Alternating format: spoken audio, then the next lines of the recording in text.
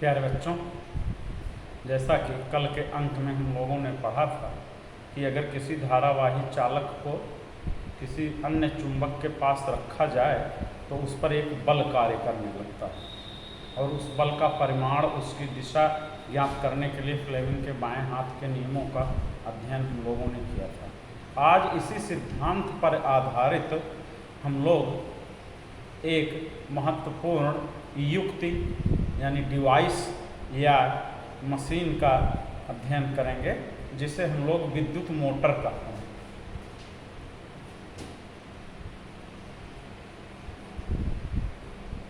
विद्युत मोटर,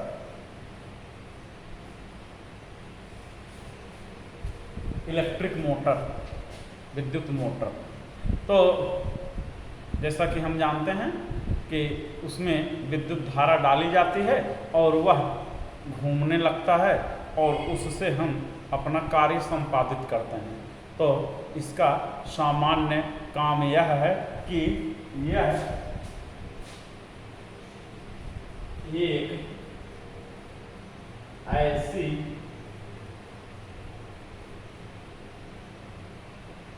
युक्ति है जो विद्युत ऊर्जा को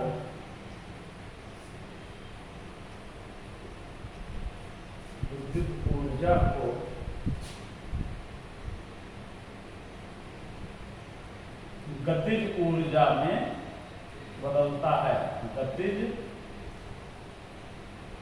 ऊर्जा में बदलता है।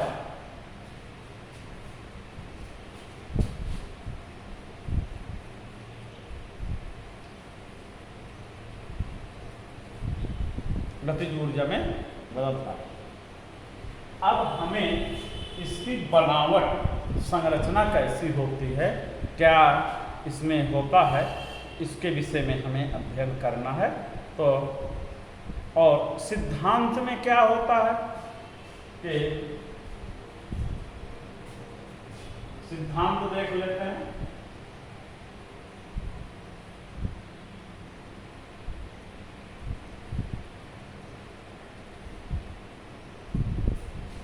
इसका सिद्धांत इसी धारावाही चालक को अगर चुंबकीय क्षेत्र में रखा जाए तो उस पर एक बल कार्य करने लगता है।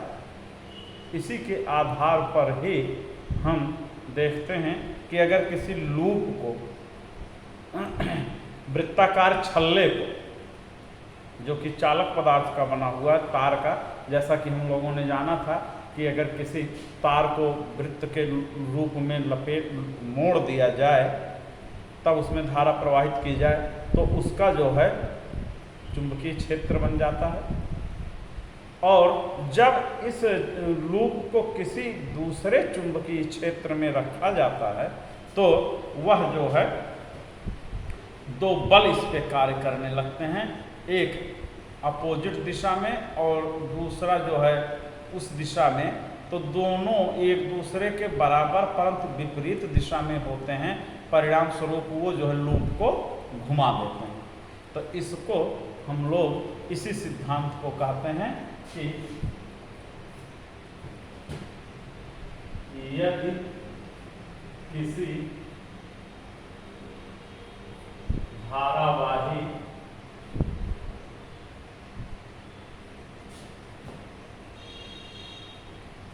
चालक तार को किसी बाह्य चुंबकीय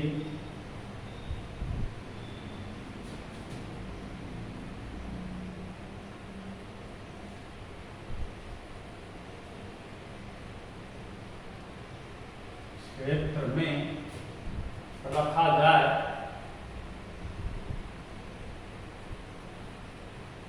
तो उस पर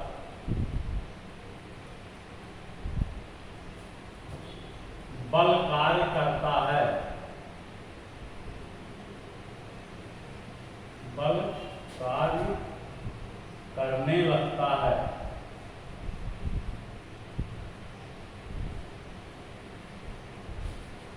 ये है किसी विद्युत मोटर का सिद्धांत। अब प्रायः हम लोगों के जो दैनिक जीवन में उपयोग होने वाले होते हैं उन चुंबक मोटर, विद्युत मोटर, उनकी संरचना और जो हम लोग थियोरेटिकल पढ़ने जा रहे हैं इसकी संरचना थोड़ी सी भिन्न होती है। यहाँ पर केवल सैद्धांतिक संरचना हम लोग पढ़ेंगे। तो संरचना में देखते हैं,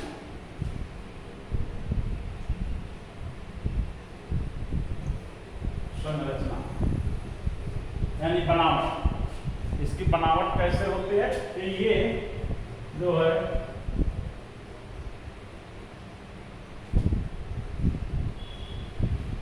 ये चुंबक के जो दो ध्रुव खंड हैं,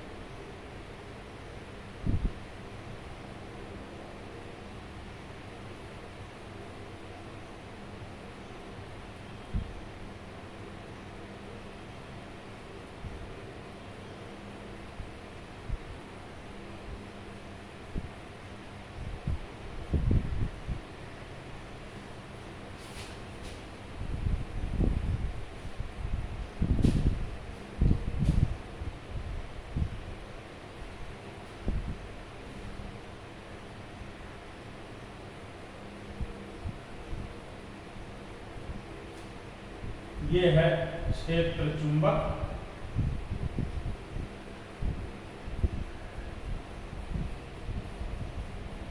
ये है आर्मेचर,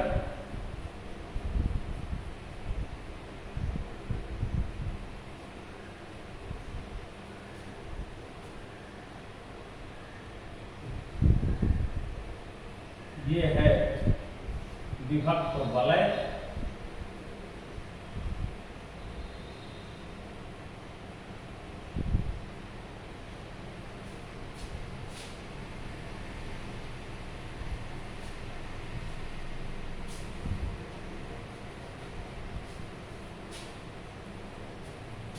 विभक्त वलय,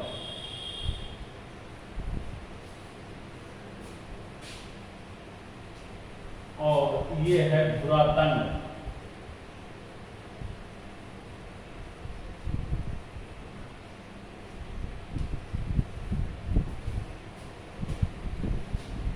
ये इसके मुख्य संरचनात्मक भाग हैं। अब इसके प्रत्येक भाग को हम लोग अलग अलग ढंग से पढ़ लेंगे कि जैसे इसमें है धुरादंड।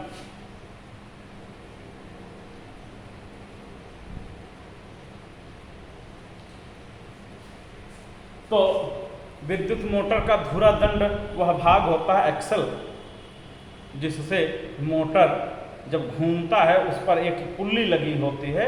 उस पुल्ली के जरिए हम जो है कार्य प्राप्त करते हैं। जो कार्य हमें प्राप्त करना होता है वह हम प्राप्त करते हैं कि उस पर पट्टा चढ़ा करके हम पानी निकालते हैं, गेहूं पीसते हैं, या XYZ जो उसका काम होता है वो धुरादंड होता है। जैसे इसमें सीलिंग फैन में ब्लेड जोड़ दी जाती है उससे, उस धुरादंड में, और वो धुरादंड घूमता है।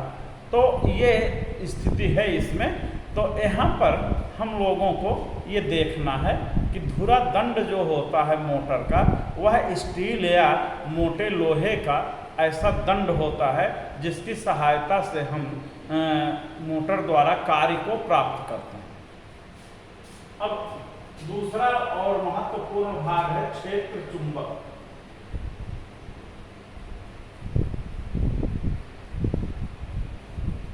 क्षेत्र, तो ये क्षेत्र चुंबक जो होता है किसी किसी में परमानेंट मैग्नेट के रूप में लगा रहता है, जैसे डीसी फैन वगैरह हुए, या किसी किसी में जो है वो विद्युत चुंबक, जैसे हम लोगों ने परिनालिका के उपयोग में पढ़ा था कि परिनालिका जैसा ही जो है विद्युत चुंबक का उपयोग करके हम लोग उसको चुंबक का उपयोग करते हैं, और वो ऐसे बना रहता खोखले सिलेंडर जैसा दो भागों में कि इसी के बीच में पूरा धुरा दंड जो है वो घूमता रहता है। तो क्षेत्र चुंबक यह शक्तिशाली परमानेंट यानी अस्थाई अथवा विद्युत चुंबक होता है, जो विद्युत मोटर में मैग्नेटिक फील्ड अर्थात चुंबकीय क्षेत्र उत्पन्न करने के काम में आता है। ये हो गया। और तीसरा जो है इसका महत्वपूर्ण भाग है आर्मेचर।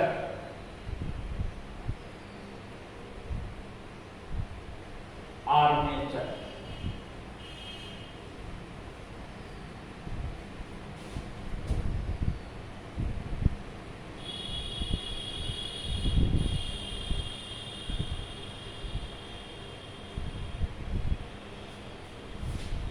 तीसरा भाग है आर्मेचर।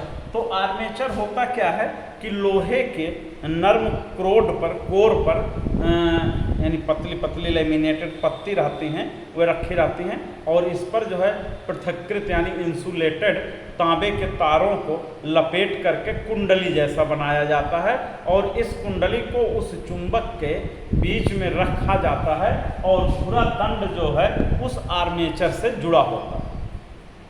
तो आर्मेचर जो होता है तांबे के पृथक्कृत तारों की एक कुंडली होती है, जो विद्युत धारा प्रवाहित करने पर मोटर के अंदर घूमती है। पृथक्कृत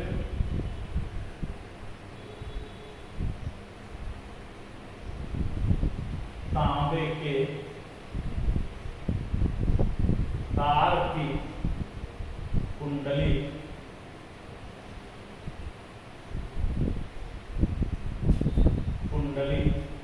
जो नर्म लोहे के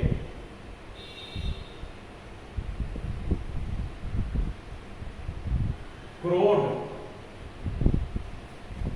पर लिपटी होती है।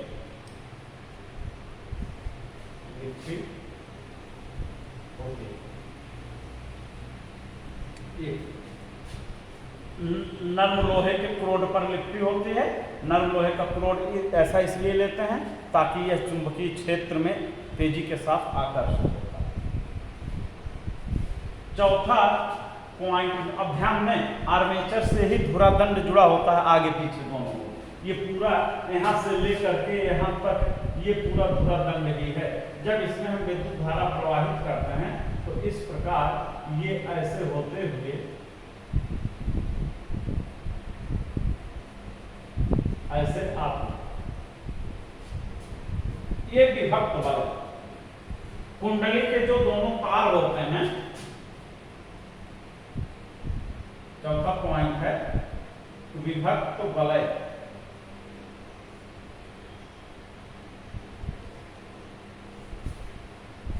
आधे कटे हुए अंगूठी के आकार के यानी सी के आकार के ये इस प्रकार से होते हैं। तो आर्मेचर की कुंडली जब लपेटी जाती है तो उसका एक सिरा, तार का एक सिरा जो है एक विभक्त वलय से और दूसरा सिरा दूसरे विभक्त वलय से कनेक्ट कर दिया जाता है, और ये दोनों विभक्त वलय जो होते हैं मोटर के धुरा दंड पर पीछे की ओर पृथक्कृत रूप में जुड़े होते हैं, यानी शॉर्ट नहीं करते हैं और न तो मोटर के धुरा दंड से संपर्क में रहते हैं। इंसुलेटर लगाकर मोटा प्लास्टिक या मोटे पेपर के टुकड़े लगा करके तब इन विभक्त वलयों को उस पर कस दिया जाता है, और उससे जुड़े हुए दोनों तार होते हैं जो कुंडली के रूप में आर्मेचर में जाते हैं।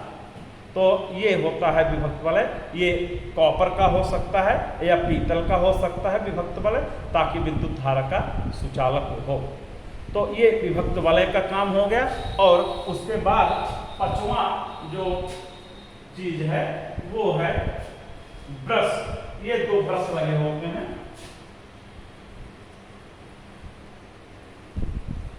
ब्रश। ये ग्रेफाइट ग्रेफाइट या लेड के होते हैं, रांगे के होते हैं, जो ब्रश को छूते रहते हैं, छूते हुए चलते रहते हैं। तो अब ये चलेंगे नहीं, जब इसमें करंट प्रवाहित की जाती है तो ये ब्रश को केवल छूते हैं, और जब मोटर का धुरा दंड घूमता है तो ये उनसे संपर्क बनाए रहते हैं और मोटर में लगातार विद्युत धारा का प्रवाह चलता रहता है। तो इस प्रकार ये जो है विद्युत मोटर की संरचना हुई और इसका सिद्धांत हुआ। इसकी क्रिया विधि जो है हम लोग अगले अंक में पढ़ेंगे।